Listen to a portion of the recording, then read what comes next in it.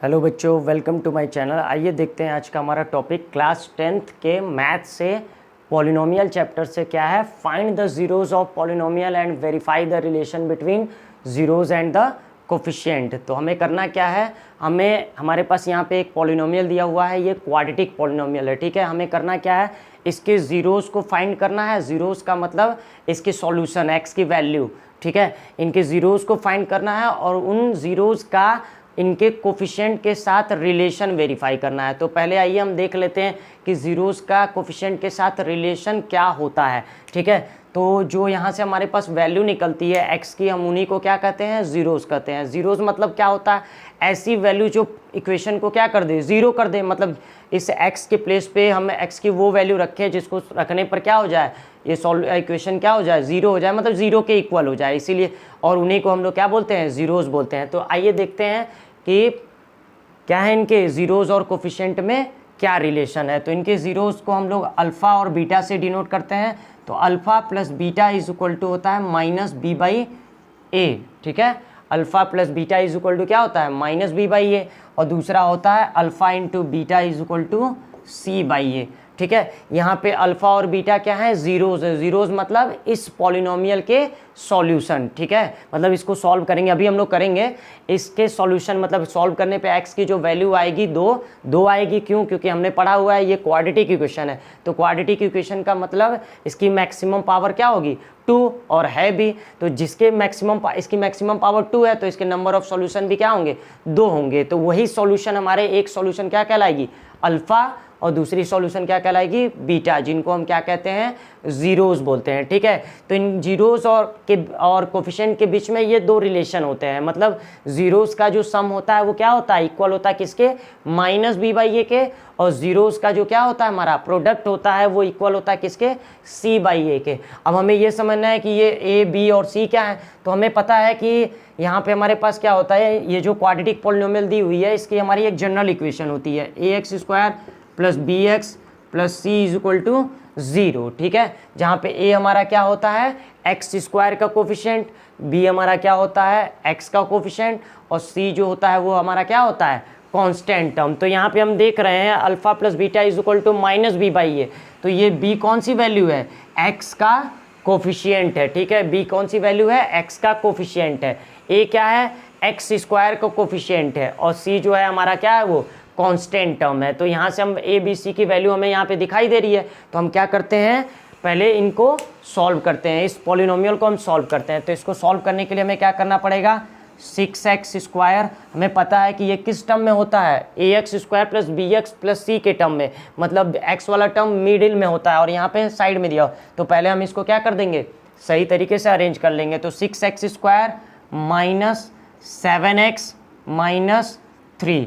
ठीक है, अब हमें क्या करना है, इसको फैक्टराइज करेंगे। फैक्टराइज करके हम सॉल्यूशन निकालेंगे x की। ठीक है, तो क्या हो जाएगा, हमें क्या करना होता है, सबसे पहले a को c से मल्टीप्लाई करते हैं। तो a को c से मल्टीप्लाई करेंगे तो 6 3 जा 18, और इस 18 को हम क्या करते हैं, ऐसे दो मल्टीपल में हम क्या करते हैं, ब्रेक करते हैं, जिनको ऐड या सब्ट्रैक्ट करने पर हमारा ये बीच वाला वैल्यू आए। इसकी हमने क्या किया हुआ है, आपके लास्ट में हमारी 2 वीडियो अपलोड हैं जिसमें हमने क्या किया है, फैक्टराइजेशन किया है किसका, क्वाड्रेटिक इक्वेशन का। तो अगर आपको इस फैक्टराइजेशन करने में प्रॉब्लम हो तो आप क्या कर सकते हैं, उस वीडियो को देख सकते हैं। तो हमें क्या करना है, इस 18 को क्या करना है, ऐसे दो मल्टीपल में ब्रेक करना है, जिनको हम ऐड या सब्ट्रैक्ट करने पर हमारा क्या आना चाहिए, बीच वाली वैल्यू, मतलब ये 7 आना चाहिए। तो हम 18 को क्या लिख सकते हैं, 9 इंटू 2। ठीक है, और इनको हम क्या करेंगे, 9 में से 2 को सब्ट्रैक्ट करेंगे तो हमारा 7 भी आ जाएगा। बट हमें 7 नहीं, -7 चाहिए। तो हमारा क्या हो जाएगा, -9 प्लस 2, -9, क्योंकि क्या होगा, हम 9 हमारा बड़ा होगा तो बड़े वाले का साइन लगेगा, और बड़े वाले में से छोटे वाले को सब्ट्रैक्ट कर देंगे। 9 में से 2 को सब्ट्रैक्ट कर देंगे तो हमारा क्या आ जाएगा, 7 आ जाएगा। तो ये हमारा हो जाएगा। तो आइए हम इसको क्या करते हैं, इस प्लेस पे पुट करते हैं। 6x स्क्वायर माइनस 7x के प्लेस पे क्या कर देंगे, 9x प्लस 2x माइनस 3।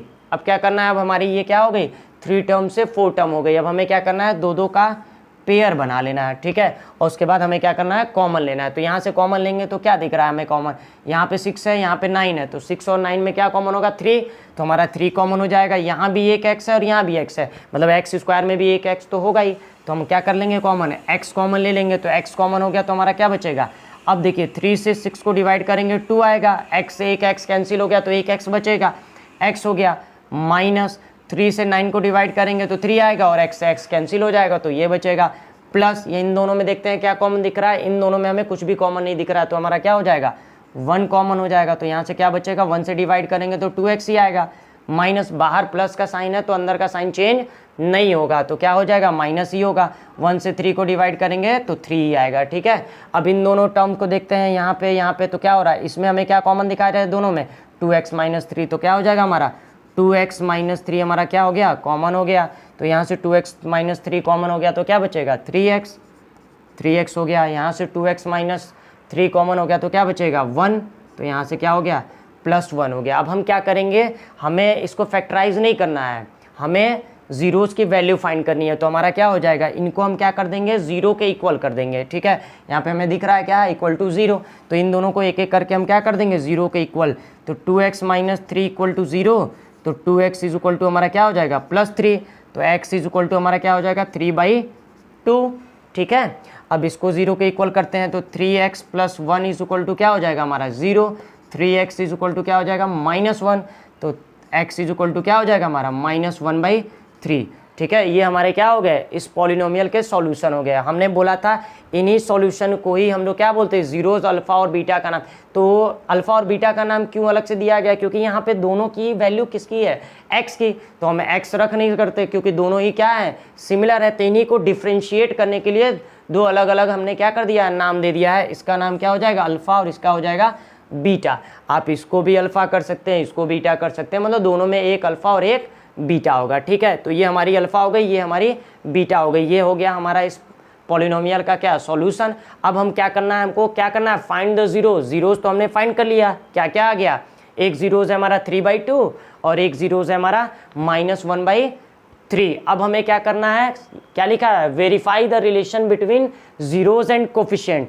इन जीरोज का इनके कोफिशिएंट के साथ क्या रिलेशन है वो हमें वेरीफाई करना है। तो रिलेशन हमें पता ही है, अब हमें वेरीफाई करना है। वेरीफाई करने का मतलब क्या है, अगर हम LHS और RHS लेते हैं और दोनों ही वैल्यू इक्वल आ जाए तो हमारा वेरीफाई हो जाएगा।